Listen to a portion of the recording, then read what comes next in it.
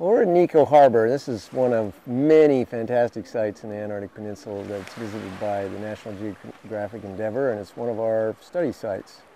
It's also a very interesting spot from a scientific standpoint. It tells us something that these gentoo penguins are increasing here on the peninsula. We think that's so because gentoo penguins are taking advantage of more open water, the availability of different prey, and a longer nesting season due to a lot warmer temperatures here on the western side of the peninsula.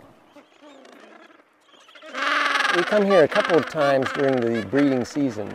Hopefully the first time we get here is when the birds are nesting. So we count those birds that are tending a nest.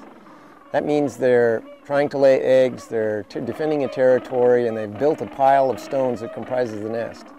This time of year, after they've had their chicks, we like to come and count the number of chicks that have been produced. That will give us an idea about how many chicks were produced per nest, and we can compare that with productivity data from elsewhere on the peninsula. In a place like Nico Harbor that's small, this is under 2,000 nesting birds here, we're able to count every single nest and every single chick that's produced. We try to produce an accuracy of this estimate by counting and recounting the sites numerous times. It gives us an estimate that's precise in terms of the number of counts all have to be within a certain percentage of each other.